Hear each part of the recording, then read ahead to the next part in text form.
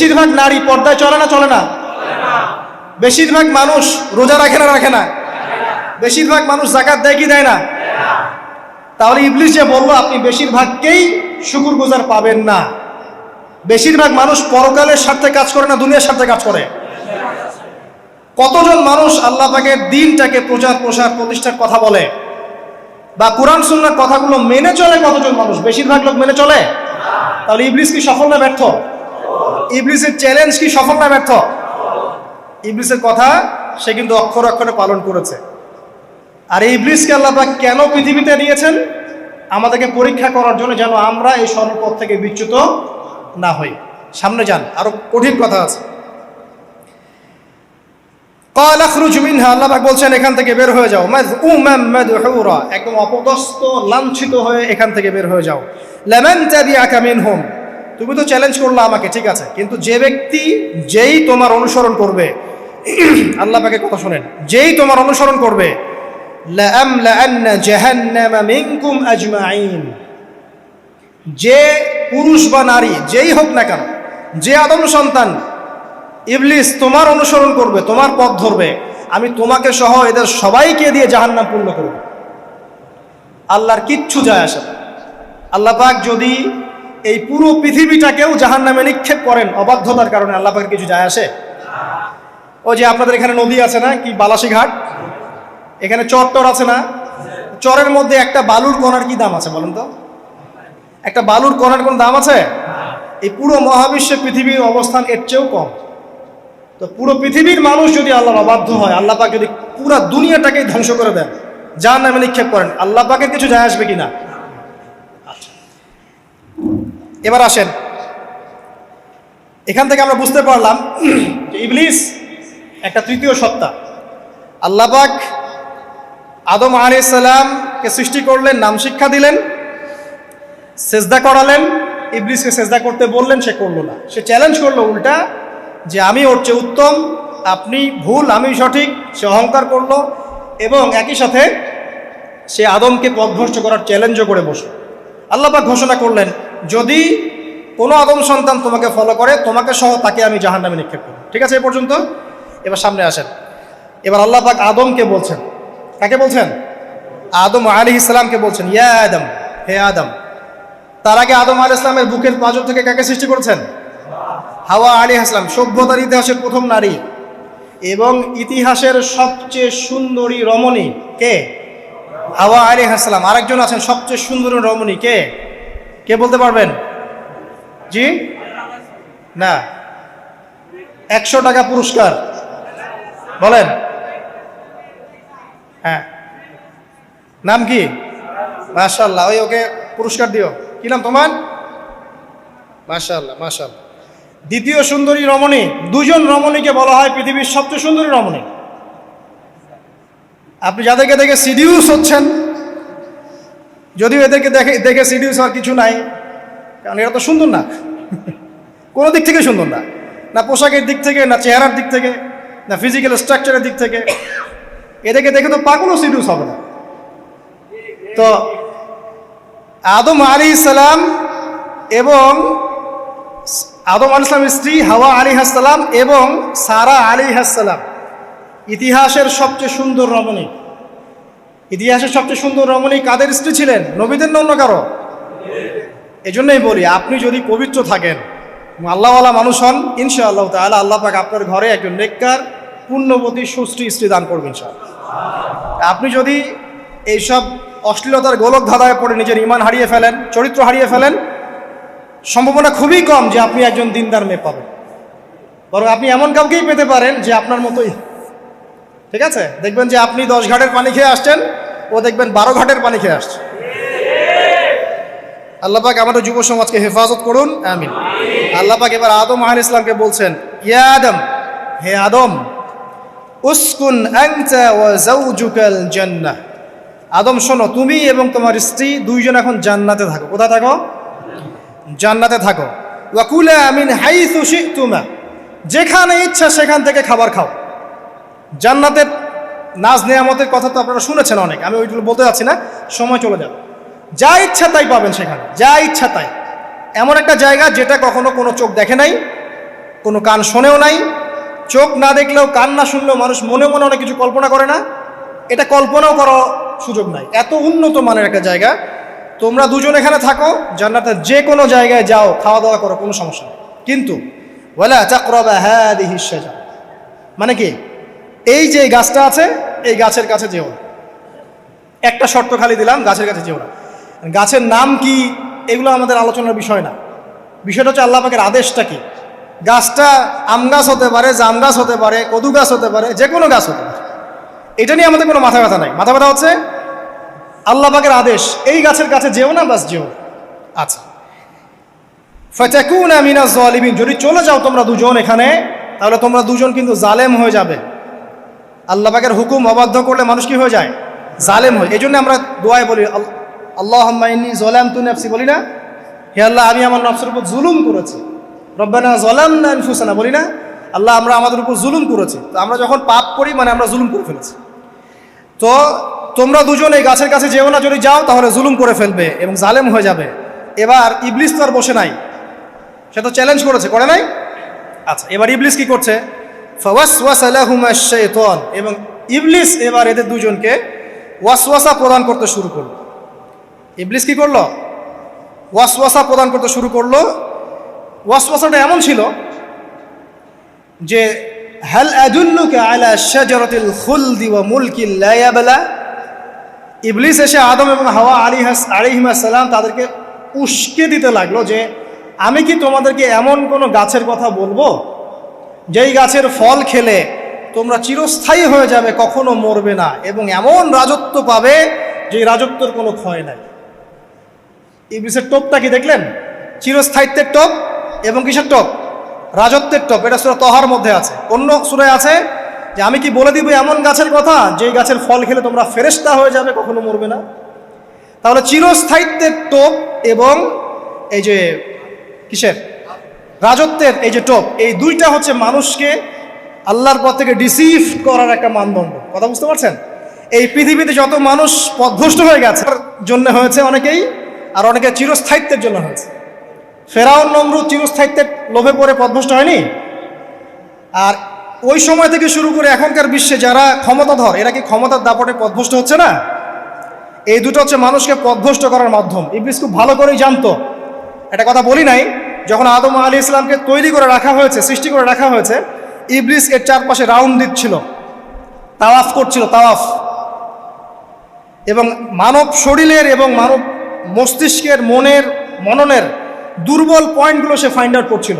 কারণ সে কিন্তু অনেক জ্ঞানী ছিল, সে কিন্তু প্রচণ্ড জ্ঞানী ছিল, এবং এখনও কিন্তু সে প্রচণ্ড জ্ঞানী, এবং তার অভিজ্ঞতার ঝুলি এখন অনেক বেশি, তাই না? ওর বয়স হয়ে গেছে না এখন, প্রচুর বয়স। তো তাওয়াফ করে করে সে মানুষের দুর্বল জায়গাগুলো ফাইন্ড আউট করেছে। একটা হচ্ছে পেট, একটা প্রবৃত্তি, একটা হচ্ছে নারীর প্রতি আসক্তি, ঠিক আছে, একটা ক্ষমতার লোভ, একটা চিরস্থায়িত্বের লোভ। এগুলো হচ্ছে মানুষের দুর্বল জায়গা। ইবলিস এগুলো ফাইন্ড আউট করে ওইভাবে চাল দিয়েছে। কথা বুঝতে পারছেন? একটু খেয়াল করে দেখেন, এখনকার বিশ্বে যত অন্যায় হচ্ছে ম্যাক্সিমাম পাপ হচ্ছে পেটের কারণে। পেট। সুদ খায় কেন? পেটের কারণে। ঘুষ খায় কেন? পেটের কারণে। ইভেন যে এখন জেনা করছে ওদেরকে তো এখন যৌনকর্মী বলতে হয়, তাই না? সম্মান দিয়ে কথা বলতে হয়। তো যৌনকর্মী যারা, তারাও দেখবেন পেটের কারণেই করছে, পেটের কারণে। তারপর দেখবেন মানুষের সম্পদ আত্মসাৎ, ওই যে ছেলে মেয়ে বাল বাচ্চার জন্য। পেট মানে মূল জিনিসটা কি? পেট। এবং চিরস্থায়িত্ব, ক্ষমতার দাপট আর প্রবৃত্তির দাসত্ব, এগুলো হচ্ছে মানুষের সবচেয়ে দুর্বল পয়েন্ট। দেখবেন ম্যাক্সিমাম পাপ হচ্ছে মেয়েদের কারণে। মেয়েদের কারণে না? মেয়ের পিছনে। মেয়ের পিছনে আপনি চলে গেছেন, এখানে আত্মহত্যা করছে কেউ এখানে আপনার জেনা করছে, কেউ ধর্ষণ করছে, কেউ পরকে লিপ্ত হচ্ছে। মানে মেয়েরই কোনো পাপ। ওই যে বলে না, দুইটা পাপ যাকে পেয়ে গেছে তার লাইফটা ক্র্যাশড। একটা হচ্ছে মেয়ে, একটা হচ্ছে টাকা। অর্থ সম্পদের লালসা যার মধ্যে পেয়ে বসেছে, এর জীবন শেষ। আর যার মেয়ের নেশা আছে, মেয়ের নেশা যার মধ্যে আছে, এর জীবন শেষ। একে আপনি হেদায়েতের পথে আনতে পারবেন না ইল্লা মাশা আল্লাহ, আল্লাহ পাক যদি না চান। আসেন, ইবলিস তাওয়াফ করছিল এবং সে কিন্তু টোপ দিল, চিরস্থায়িত্বের টোপ দিল, এবং কিসের টোপ দিল? ফেরেশতা হয়ে যাবে, অমর হয়ে যাবে। এবার আমাদের পিতামাতা আদম এবং হাওয়া আলাইহিস সালাম তারা কিন্তু ফল খেয়ে ফেললেন। আর এটা এমন নয় একবার ওয়াসওয়াসা দিয়েছে, বাস খেয়ে ফেলেছেন এমন নয়, কন্টিনিউয়াসলি সেই কাজটা করেছে। একটা মানুষ যখন জেনা করে, ইবলিস কি একবার এসে বললেই কেউ জেনা করে ফেলে? আস্তে আস্তে কিন্তু মানুষ জেনার পথে যায়। ওই যে প্রথমে একদিন, অনেক দিন একটা লেকচার দিয়েছিলাম না, প্রথমে গার্লফ্রেন্ড বয়ফ্রেন্ড একটা সম্পর্ক হয়, তাই না? তারপর কথাবার্তা হয়, মোবাইল ফোন এক্সচেঞ্জ করে, নোট এক্সচেঞ্জ করে, কফি খায়, আস্তে আস্তে ডেটিংয়ে যায়, পরে দেখবেন এক পর্যায়ে গিয়ে জেনা এভাবে। আর যারা ধর্ষক, এতে ডাইরেক্ট অ্যাকশন, এত সময় নাই, ডাইরেক্ট। তো ইবলিস প্রতিটা পাপ মানুষকে ধাপে ধাপে করায়। দেখবেন ইবলিস এখানেও কিন্তু আমাদের পিতামাতাকে ধাপে ধাপে ওইদিকে নিয়ে গিয়েছিল। এবার আসেন, আমাদের পিতামাতা ফল খেয়ে ফেললেন, এই জায়গাটা খুব ভালো করে বোঝেন। এই ফল খাওয়াটা আল্লাহর অবাধ্যতা না? আল্লাহ পাক বলেছিলেন না যে জালেম হয়ে যাবে? আল্লাহ পাকের অবাধ্য হলেন। অবাধ্যতার ফলাফলটা কি হলো এবার শোনেন। আমরা সবাই জানি অবাধ্যতার ফলাফল কি, আল্লাহ পাক জান্নাত থেকে নামিয়ে দিয়েছেন, তাই তো? এর আগে আরেকটা ফলাফল হয়েছে। এই ফলাফলের সাথে আমাদের বর্তমান সময়কার যে ইস্যুটা চলছে, পোশাক, নারী, সংস্কৃতি, হাবিজাবি, হ্যাঁ, বেহায়াপনা, বেলাল্লাপনা, এই ইস্যুটা এখানে জড়িত। এটা আমারও বুঝতে এবং খুঁজে পেতে সময় লেগেছে। আমরা সবাই পড়েছি স্টুডেন্ট লাইফে, আদম এবং হাওয়া আলাইহিস সালাম আদেশ লঙ্ঘন করেছেন, সাথে সাথে আল্লাহ পাক জান্নাত থেকে কি করেছেন? নামিয়ে দিয়েছেন। ইবলিসকেও নামিয়ে দিয়েছেন, তারপরে হায়াত দিয়েছেন, এখানে পরীক্ষা করছেন, এই তো। এখানে আল্লাহ পাক দেখবেন আমাদের আমল কেমন, আমল ভালো হলে আবার জান্নাতে, খারাপ হলে আবার জাহান্নাম। কিন্তু এর আগেও একটা ঘটনা ঘটেছে। যে মুহূর্তে আমাদের পিতামাতা ফল খেয়েছেন, গাছের কাছে গিয়েছেন, আল্লাহ পাকের আদেশটা লঙ্ঘন করেছেন, সাথে সাথে তাদের গায়ের পোশাকটা খুলে পড়ে গেছে। আমি বুঝাতে পারি নাই? পুরো মহাবিশ্বের প্রথম লজ্জা, প্রথম অপমান, প্রথম শাস্তি, ঠিক আছে, আল্লাহর অবাধ্যতার প্রথম পরিণাম লজ্জাহীনভাবে গা থেকে কাপড় খসে পড়ে যাওয়া, ন্যাংটা হয়ে যাওয়া, ন্যাংটা। বাংলা ভাষায় বুঝতে পারছেন? প্রথম শাস্তি, প্রথম অবাধ্যতা এবং প্রথম অবাধ্যতার পরিণতি পুরো মহাবিশ্বে সভ্যতার শুরু থেকে শেষ পর্যন্ত প্রথম অ্যাক্সিডেন্ট, বা এই যে আমরা বলছি পরিণতি, পাপের পরিণতি, অবাধ্যতার পরিণতি, সেটা হলো গা থেকে কাপড় খুলে যাওয়া। এই কথা আল্লাহ পাক বলছেন এখানে, লিইউবদিয়া লাহুমা মা উরিয়া আনহুমা মিন সাওআতিহিমা। ইবলিস তোমাদের পিতামাতাকে এই গাছের কাছে নিয়ে গিয়ে ফল খাইয়ে তাদের গা থেকে পোশাক খুলে ফেলে দিয়েছে। এবার কি বুঝতে পারছেন যে ইবলিস এখন বিশ্বে কি করছে? ইবলিস সেম কাজটা করছে আমাদের সাথে, আমাদের গা থেকে তারা পোশাক খুলে ফেলে দিচ্ছে। সভ্যতার শুরুর পাপ বলছি না আমরা, এটা আসলে ভুল। সভ্যতার শুরুতে আদম এবং হাওয়া আলাইহিস সালাম যে ভুলটা করেছেন, তার যে পরিণতি হয়েছে, সেটা এটা ছিল না যে জান্নাত থেকে পৃথিবীতে নামিয়ে দেয়া, বরং পরিণতি এটা ছিল তাদের গা থেকে প্রথম কাপড় খুলে গেছে, তারা নগ্ন হয়ে গেছেন। ইবলিস সর্বপ্রথম আমাদের বাবা মাকে নগ্ন করেছে প্রলোভন দিয়ে, ক্ষমতার প্রলোভন, চিরস্থায়িত্বের প্রলোভন দিয়ে। আজকের বিশ্বেও কি ইবলিসের দোসররা সেম কাজটা করছে না? আজকের বিশ্বেও কি ইবলিসের মানুষরূপী দোসরগুলা সেম কাজটাই করছে না? সেম কাজটা করছে। আমাদের গা থেকে ওরা পোশাক খুলে ফেলছে, এরপর আল্লাহ পাক জান্নাত থেকে নামিয়ে দিয়েছে। আগে কিন্তু এটা হয়নি, আগে পোশাক খুলেছে। এরপর কি হচ্ছে জানেন? শোনেন, আল্লাহ পাক ওয়াকালা মা নাহাকুমা রাব্বুকুমা আন হাযিহিশ শাজারা ইল্লা আন তাকুনা মালাকাইন আও তাকুনা মিনাল খালিদিন। ইবলিস বলছিল যে তোমাদের রব তোমাদেরকে এই গাছের কাছে যেতে নিষেধ করেছে এই কারণে যে তোমরা এখানে গেলে মালাক হয়ে যাবে এবং চিরস্থায়ী হয়ে যাবে। ওয়া কাসামাহুমা ইন্নী লাকুমা লামিনান নাসিহিন। ইবলিস বলছিল যে আমি আল্লাহর কসম করে বলছি আমি তোমাদের শুভাকাঙ্ক্ষী। ফাদাল্লাহুমা বিগুরুর, ওদেরকে তারা পথভ্রষ্ট করলো, ইবলিস তাদেরকে পথভ্রষ্ট করলো। ফালাম্মা যাকাশ শাজারা, যখন তারা গাছের কাছে গেলেন, বাদাত লাহুমা সাওআতুহুমা, তাদের লজ্জাস্থানটা উন্মুক্ত হয়ে গেল, কাপড় খুলে পড়ে গেল। এটাই বলতে যাচ্ছিলাম। ওয়া তাফিকা ইয়াখসিফানি আলাইহিমা মিন ওয়ারাকিল জান্নাহ, এবং আদম এবং হাওয়া আলাইহিস সালাম জান্নাতের গাছের পাতা ছিঁড়তে লাগলেন এবং সেই পাতা দিয়ে লজ্জাস্থান ঢাকতে লাগলেন। আপনার বাবা আপনার মাকে যদি কেউ রাস্তায় নগ্ন করে ফেলে, আপনার কেমন লাগবে? আপনি কি করবেন তার ইজ্জত সম্মান বাঁচানোর জন্য? আমাদের পিতা মাতাকে ইবলিস জান্নাতে নগ্ন করে দিয়েছিল এবং আমাদের পিতা মাতা জান্নাতের পাতাগুলো ছিঁড়ে ছিঁড়ে লজ্জাস্থানকে আবৃত করতে শুরু করল। ওয়ানাদাহুমা রাব্বুহুমা, এবং আল্লাহ পাক বলছেন এবার আল্লাহ পাক তাদের দুজনকে ডাকলেন, ডেকে বলে আলাম আনহাকুমা আন তিলকুমা শাজারা, হে আদম এবং হাওয়া, তোমাদের দুজনকে কি আমি বলি নাই যে এই গাছের কাছে যাবে না? ওয়া আকুল লাকুমা ইন্নাশ শাইতানা লাকুমা আদুউম মুবিন, আমি কি তোমাদেরকে বলি নাই নিশ্চয়ই শয়তান তোমাদের স্পষ্ট প্রকাশ্য শত্রু? কলা, এবার তারা তাদের ভুল বুঝতে পারলেন। আল্লাহ পাকের কত দয়া মানুষের প্রতি দেখেন। ইবলিসও আল্লাহর অবাধ্য ছিল, আল্লাহ পাক তাকে বহিষ্কার করে কাফের বানিয়ে দিয়েছেন, চিরস্থায়ী লানত করেছেন। আমাদের পিতামাতাও ভুল করেছেন, বাট আল্লাহ পাক তাদেরকে চিরস্থায়ী জাহান্নামী করেন নাই। আল্লাহ পাক তাদেরকে দয়া পরবশ হয়ে ক্ষমা করে দিয়েছে। শুধু তাই নয়, আল্লাহ পাক এত মহব্বত করেন আদম সন্তানকে যে তওবা করার যে কালিমাটা, সেই কালিমাটাও আল্লাহ পাক আদম এবং হাওয়াকে শিখিয়ে দিয়েছেন। সুবহানাল্লাহ, কোন কালিমা দিয়ে তওবা করবো, কি পড়বো, এটাও তারা বুঝতে পারছিলেন না। আল্লাহ পাক তখন শিখিয়ে দিয়েছেন। ক্বালা, তারা বলল, রব্বানা, হে আমাদের প্রতিপালক, যালামনা আনফুসানা, আমরা আমাদের উপর জুলুম করেছি, নফসের উপরে, ওয়া ইল্লাম তাগফির লানা ওয়া তারহামনা লানাকুনান্না মিনাল খাসিরিন। এই দোয়াটা করলেন আমাদের পিতামাতা, আল্লাহ পাক মাফ করে দিলেন। কিন্তু মাফ করার পরে আর জান্নাতে থাকা হলো? এই পৃথিবীতে নামিয়ে দেওয়া। পৃথিবীতে নামিয়ে দেওয়ার পরে একটা হায়াত দেওয়া হলো, কারো 50, 60, 70, 100, 200, 500, 1000 ইত্যাদি, এবং আল্লাহর পক্ষ থেকে ঐশী গ্রন্থ পাঠানো হলো, কখনো তাওরাত, কখনো জাবুর, কখনো ইনজিল ইত্যাদি, কখনো কোরআন। শর্ত দেয়া হলো, যারা আল্লাহ পাকের এই ঐশী গ্রন্থগুলো মেনে চলবে তারা ইনশাআল্লাহ আবার মৃত্যুর পর সেই জান্নাতে ফিরে যাবে যেখান থেকে তারা বহিষ্কৃত হয়েছে। আর যে বা যারাই আল্লাহ পাকের এই আয়াত, নিদর্শন এবং ঐশী গ্রন্থগুলোকে অস্বীকার করবে, এটাকে মিথ্যা প্রতিপন্ন করবে, আল্লাহ পাক এদের সবাইকে দিয়ে জাহান্নাম পূর্ণ করবে ইনশাআল্লাহ তাআলা। আল্লাহ পাক এটাও বলেছেন যে আল্লাহ পাক ওয়ালাকাদ যারানা লিজাহান্নামা কাসীরাম মিনাল জিন্নি ওয়াল ইনস, আল্লাহ পাক বহু মানুষ আর জিনকে দিয়ে জাহান্নাম পূর্ণ করবেন। কারণ এই দুই জাতিকে পাঠানো হয়েছিল পৃথিবীতে শুধু আল্লাহর ইবাদত করার জন্য। ওমা খালাকতুল জিন্না ওয়াল ইনসা ইল্লা লিয়াবুদুন, এরা সেটা করে নাই। এই কারণে আল্লাহ পাক হাদিসের মধ্যে জানিয়েছেন প্রতি 1000-999 জন মানুষকে আল্লাহ পাক জাহান্নামে পাঠিয়ে দেবে। তবে বেশিরভাগ জান্নাতি হবে এই উম্মতে মুহাম্মাদের মধ্যে। এবার শোনেন,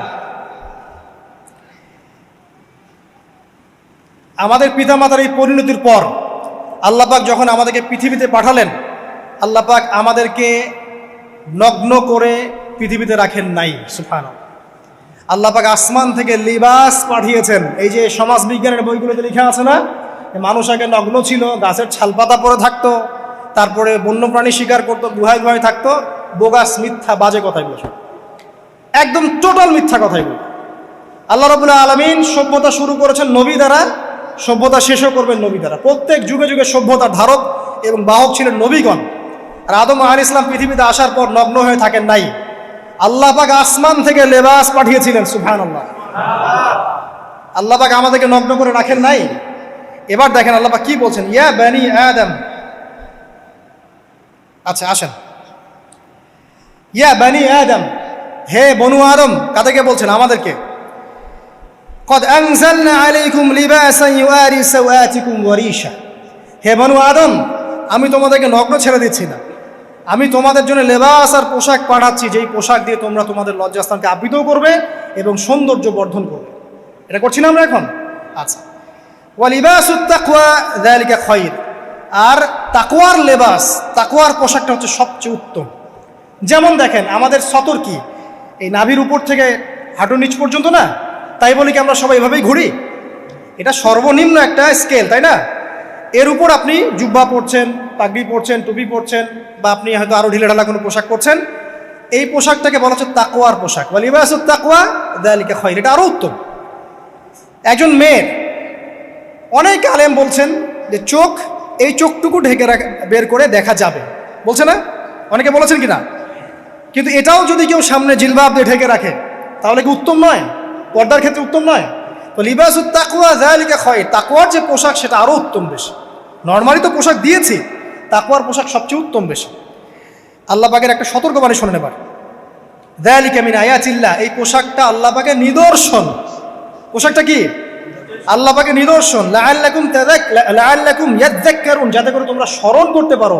কি স্মরণ করব? ওই যে আমাদের পিতামাতাকে নগ্ন করে দিয়েছে ইবলিস, এটা মনে রাখতে পারো তোমরা, এটা আল্লাহ পাকের নিদর্শন। ইয়া বানি আদম, হে বনু আদম, লা ইয়াফতিনান্নাকুমুশ শাইতান। এবার শোনেন, আল্লাহ পাক আমাদেরকে বলছেন, হে বনু আদম, লা ইয়াফতিনান্নাকুমুশ শাইতান, শয়তান যেন আবার তোমাদেরকে ফিতনায় ফেলতে না পারে।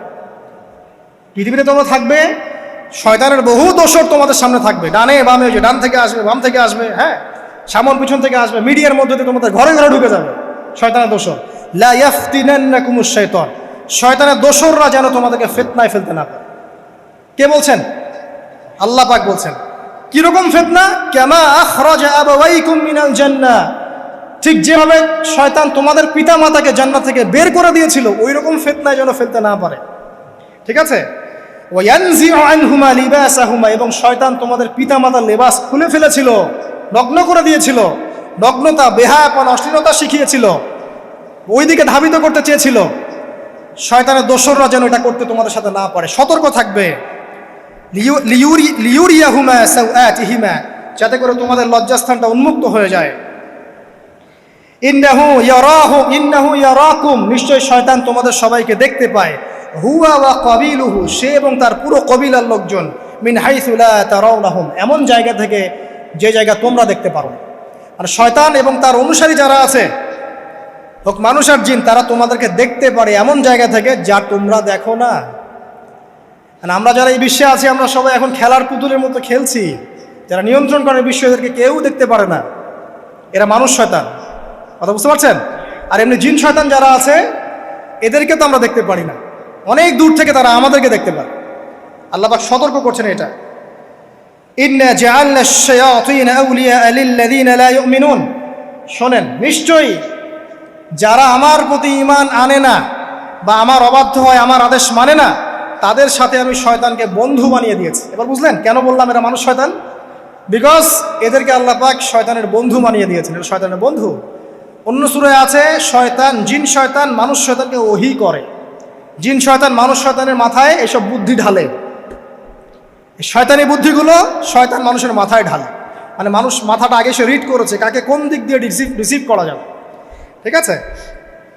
আচ্ছা, এরপরে আরো আল্লাহ পাক বলছে, ওয়াইদা ফাআলু ফাহিশাতান, তারা যখন কোনো ফাহেসা কাজ করে, নোংরা বেহায়ার মতো কাজ করে, ক্বালু, তারা বলে, ওয়াজাদনা আলাইহি আবানা, এরকম করেই আমরা আমাদের পিতা মাতাদেরকে পেয়েছি। মানে যুগ যুগ ধরে এই সংস্কৃতি চলে আসছে, নগ্নতার সংস্কৃতি, বলে না? কথা বুঝতে পারছেন না? এই কথাই তারা বলে, যেটা কোরআনে আছে। আল্লাহ পাক বলছেন, ক্বালু ওয়াজাদনা আলাইহি আবানা, তারা বলে আমাদের পিতৃপুরুষদেরকে আমরা হাজার বছর থেকে দেখেছি এইভাবেই ড্রেস আপ করতে, এমনি ব্লাউজ ছাড়া শাড়ি পরতে দেখেছি আমরা, এমনি দেখেছি পেট বের করে চলতে, এমনি দেখেছি এই শর্ট কামিজ পরে চলতে, নগ্ন হয়ে চলতে। এখন তো বিকিনি সংস্কৃতি আসে, এবং এটা মুভমেন্ট চলছে, মানে মানুষের দেহ থেকে কাপড় খুলে ফেলার মুভমেন্ট, আন্দোলন শুরু হচ্ছে। ঠিক আছে? এবং দোহাই হচ্ছে আমরা হাজার বছর থেকে এমনিই চলছে। এই যে আল্লাহ পাক বলছেন, ক্বালু ওয়াজাদনা আলাইহি আবানা, আমরা এর উপরে আমাদের পিতা মাতাদেরকে পেয়েছি। ওয়াল্লাহু আমারানা বিহা, এরা আরো বলে আল্লাহ আমাদেরকে এই আদেশ করেছেন। নাউযুবিল্লাহ। আল্লাহ বলছেন, আল্লাহ পাকের আদেশ কি? কুল ইন্নাল্লাহা লা ইয়া'মুরু বিল ফাহশা, নিঃসন্দেহে আল্লাহ পাক কোনো ফাহেসা কাজের আদেশ করতেই পারেন না। পারেন? নিঃসন্দেহে আল্লাহ পাক কোনো ফাহেসা, বেলাল্লাপনা, বেহায়ার মতো কোনো আদেশ, বেহায়াপনার কোনো কাজের আদেশ করতে পারেন না। আতাকুলুনা আলাল্লাহি মা লা তা'লামুন, তোমরা কি আল্লাহ সম্পর্কে এমন কথা বলছো যেই কথা তোমরা জানো না? এই পর্যন্ত থাক, এবার আসেন বাস্তবতায় আসেন। এতটুকু যে আমরা হিস্ট্রির সূচনার কথাগুলো বললাম, এখানে আপনারা কিন্তু প্রথম একটা দলিল পেলেন মানুষের দেহ থেকে পোশাক খুলে ফেলে। এরপর আমি পুরো কোরআনটা ঘাটার চেষ্টা করেছি, আদম আলাইহিস সালাম থেকে শুরু করে মুহাম্মদ সাল্লাল্লাহু আলাইহি ওয়াসাল্লাম পর্যন্ত হাজার হাজার শতাব্দী চলে গেছে, যাই নাই? হাজার হাজার বছর চলে গেছে, বহু জাতি এসেছে, বহু জাতি চলেও গেছে। আমরা কি প্রথম জাতি নাকি? এর আগে কত জাতি পৃথিবীতে এসেছে, চলেও গেছে, গেছে না? আচ্ছা, কোরআন ঘেটে ঘেটে ক্লান্ত হয়ে যাওয়ার পর আমরা এমন কোনো জাতি পাচ্ছি না যাদের কথা আল্লাহ পাক বলেছেন যে আমি তাদেরকে ধ্বংস করেছি অশ্লীলতার কারণে বা এই আপনার বেলাল্লাপনার কারণে বা ফাহেসা কাজের কারণে। সরাসরি এই একটা কারণ দেখে আল্লাহ পাক কোনো কওমকে ধ্বংস করেছেন খুব রেয়ার, খুঁজে পাওয়া যাচ্ছে না। শুধু 3টা জায়গা বের করতে পেরেছি। কয়টা জায়গা? 3টা। 1 নম্বর, দেখেন আদম আলাইহিস সালাম পরে নূহ আলাইহিস সালাম না, এই জাতিটাকে আল্লাহ পাক ধ্বংস করেছেন না? এই ধ্বংসটাকে আল্লাহ পাক এই বেপরদামির কারণে করেছেন, অশ্লীলতার কারণে করেছেন, পোশাকের অপসংস্কৃতির কারণে করেছেন, করেন না, শিরকের কারণে করেছেন। কি কারণে? শিরক। আল্লাহ পাক সবাইকে ডুবিয়ে মেরেছেন, কিন্তু ওরা যে নগ্ন পোশাক পরে রাস্তাঘাটে চলাফেরা করতো এই কথাটা কিন্তু আল্লাহ পাক বলেন। তার মানে ওদের পাপ এটা ছিল না। এরপর ইব্রাহিম আলাইহিস সালামের কওম কি এই কারণে ধ্বংস হয়েছে? অশ্লীলতার কারণে ধ্বংস হয়েছে? বেহায়াপনার কারণে ধ্বংস হয়েছে? নগ্নতার সংস্কৃতির অপচর্চার কারণে ধ্বংস হয়েছে? না। শিরকের কারণে। আদ জাতি এই কারণে? না। সামুদ জাতি এই কারণে? না। একটা জাতি পাওয়া যায়, তার নাম কওমে লূত। কি নাম? কওমে লূত। এই লূত কওম ছিল সমকামী। তারা মেয়েদের সাথে বিবাহ বন্ধনে আবদ্ধ হতো না, বরং ছেলেদের ছেলে ছেলে জেনা করতো না। এই একটা জাতি পাচ্ছি ইতিহাসে, যারা অশ্লীলতার কারণে, ফাহেসা কাজের কারণে, সমকামিতার কারণে, নোংরামির কারণে আল্লাহ পাক পুরো উপরে উঠিয়ে নিচে নামিয়ে ধসিয়ে দিয়েছে। এই একটা জাতি পেলাম। আরেকটা জাতি পাওয়া যায়, তার নাম হচ্ছে বানু ইসরাইল। কি নাম? বানু ইসরাইল। আল্লাহ রসুল সাল্লাল্লাহু আলাইহি ওয়াসাল্লাম বলছেন যে তোমরা দুনিয়া থেকে বেঁচে থাকো এবং নারীর ফিতনা থেকে বেঁচে থাকো। কারণ বানু ইসরাইল মানে মূসা আলাইহিস সালামের যে কওম ছিল, এই কওমের মধ্যে প্রথম ফিতনা দেখা দিয়েছিল মেয়েদের ব্যাপারে। এই একটা পেলাম যে মেয়েদের কারণে, বেহায়াপনার কারণে, অশ্লীল পোশাকের কারণে, নগ্নতার কারণে একটা সভ্যতাকে আল্লাহ পাক শাস্তি দিয়েছে। দুটো পাওয়া গেল, ঠিক আছে? এক দুই, একটা লূত, একটা হচ্ছে বানু ইসরাইল, ঠিক আছে? আর একটা পাওয়া যায় এটা জোর করে, সেটা হলো নবী মুহাম্মদ সাল্লাল্লাহু আলাইহি ওয়াসাল্লাম নবী হওয়ার ঠিক আগের সময়টা, যেটাকে আমরা কি বলি আইয়ামে জাহিলিয়াত। ওই সময়ে মেয়েদের জেনাটা ব্যাপক ছিল, ব্যভিচারটা ব্যাপক ছিল, পরকীয়াও ছিল, বৈবাহিক তেমন কোনো অধিকার ছিল না।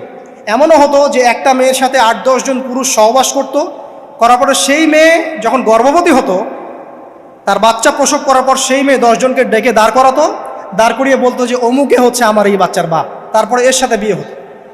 চিন্তা করতে পারেন তো? নারীদের যে বৈষয়িক অধিকার, ধর্মীয় অধিকার, আপনার পোশাকের অধিকার, শালীনতার অধিকার, সম্পত্তির অধিকার, এগুলো ছিল না ওই সময়।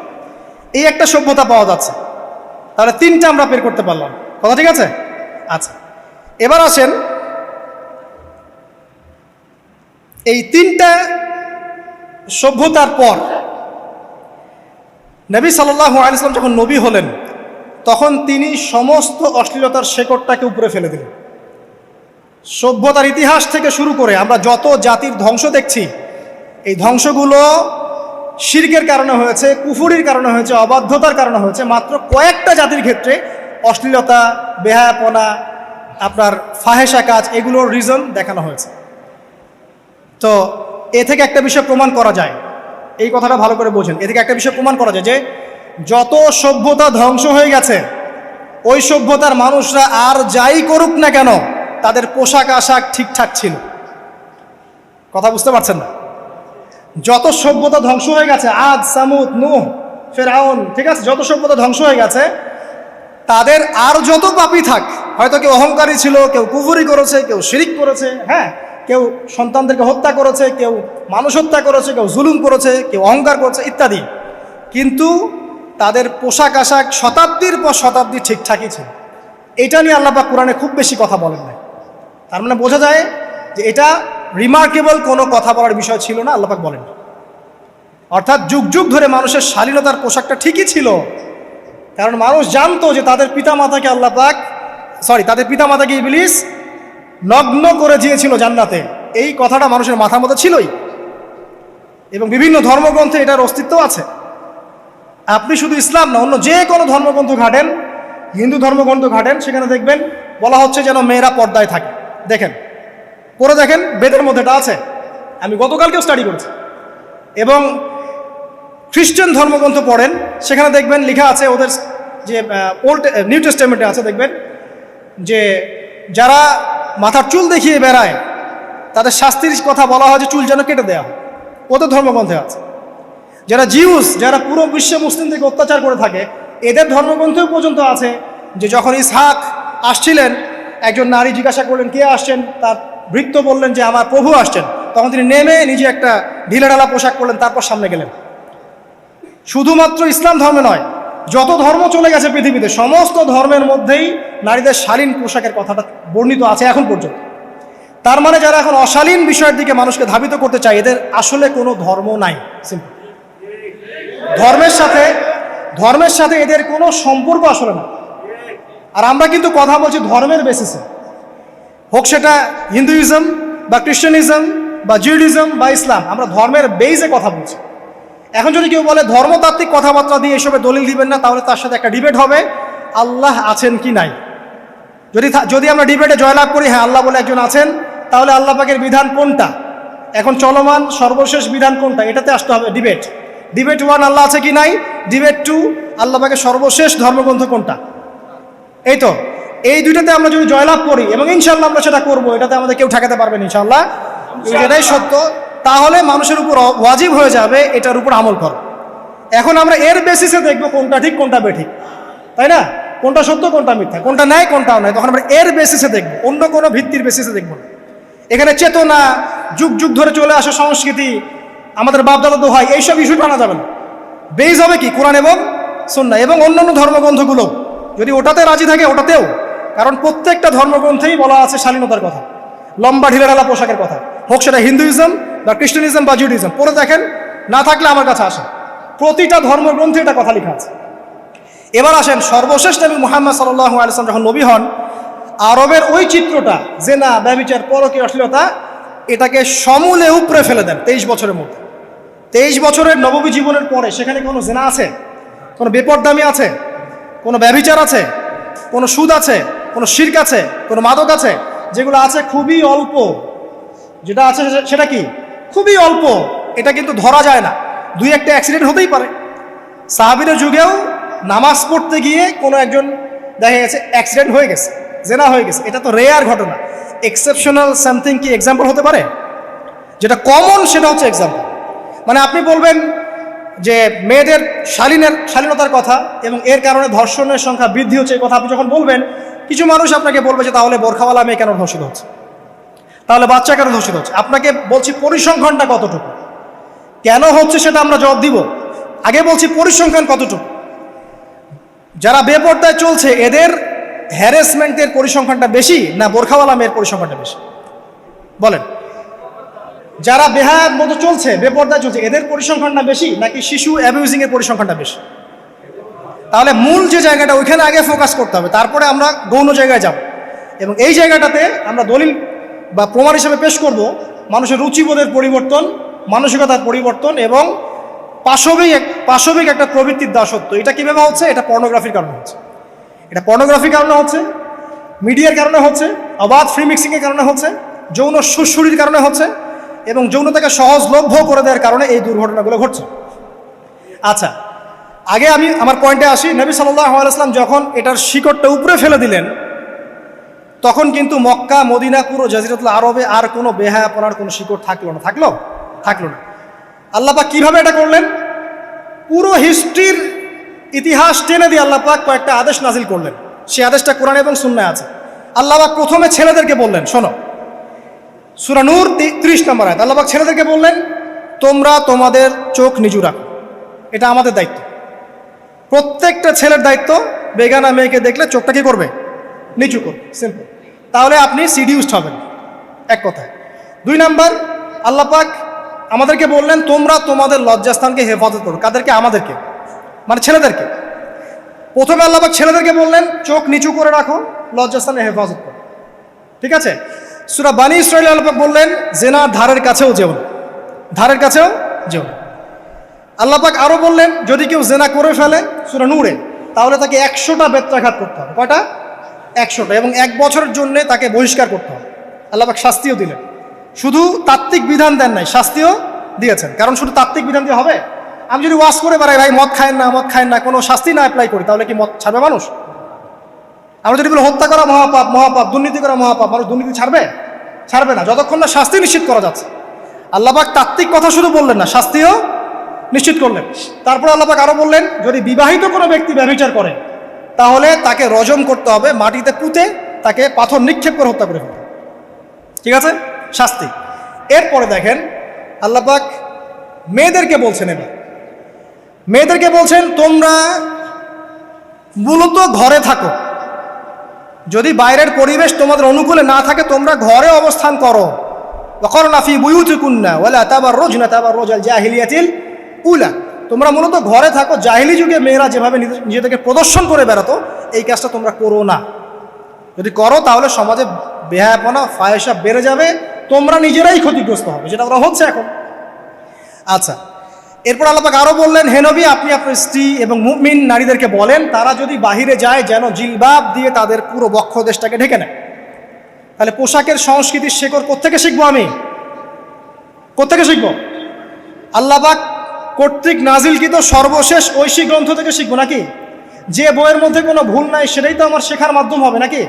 নাকি যে দর্শনে হাজারটা ভুল সেটা শিখবো আমি? আল্লাহ পাক এখানে বলছেন মুমিন নারীদেরকে বলো বাইরে গেলে পরে তারা যেন জিলবাব দিয়ে কাপড় দিয়ে সুন্দর করে বক্ষদেশ এবং ঢেকে রাখে। বোরখার কথা এখানে নাই শব্দে, ঠিক আছে? ঢেকে রাখা ঢিলে ঢালা পোশাকের কথা এসেছে। আচ্ছা আসেন, আল্লাহ পাক আরো বললেন যে তোমরা অমুক অমুক অমুক অমুক, যেমন আপনার বাবা, আপনার ভাই, আপনার এই যে সন্তান, এই যে মাহারাম যারা আছে এদের সামনে ছাড়া অন্যদের সামনে যখনই যাবে তোমরা কিন্তু হিজাব অবলম্বন। তা আল্লাহ পাক হিজাবের বিধান দিলেন, চক্ষু নিচু করতে বললেন, লজ্জাস্থানের হেফাজত করতে বললেন, এবং যদি এর পরেও কেউ ভুল করে ফেলে তাহলে আল্লাহ পাক শাস্তির কথা বললেন। আল্লাহ পাকের সিস্টেমটা সুন্দর হলো না? এই সিস্টেমটা নবী সাল্লাল্লাহু আলাইহি ওয়াসাল্লাম অ্যাপ্লাই করলেন, সমাজ থেকে সমস্ত জেনা ব্যভিচারের ভিত্তি উঠে চলে গেল। সুবহানাল্লাহ বলবেন না? এটা হলো অবস্থা। তারপর দেখেন আল্লাহ রাব্বুল আলামিন শুধু পর্দার কথা বলেই ক্ষান্ত হলেন না, কারণ একটা বিধান দিলেই মানুষের সবকিছু সলভ হবে না। আল্লাহ পাক এর পাশাপাশি আমাদেরকে 5 ওয়াক্ত নামাজ পড়তে বললেন, ঠিক আছে? নামাজ পড়লে মানুষ ভালো হবে, নৈতিকতা শিখবে, আল্লাহর সাথে ক্লোজ সম্পর্ক হবে। আল্লাহ পাক কোরআন তেলাওয়াত করতে বললেন, ঠিক আছে? কোরআন মেনে চলতে বললেন। আল্লাহ পাক আমাদেরকে আল্লাহর জিকির করতে বললেন, নবীর সুন্নাহ মতো চলতে বললেন। আল্লাহ রাব্বুল আলামিন আমাদেরকে আল্লাহর যত অবাধ্যতা আছে, কি সমস্যা? হ্যাঁ আচ্ছা যেতে দেন।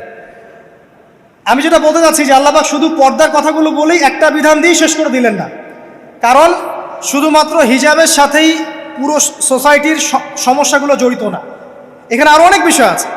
যদি আপনি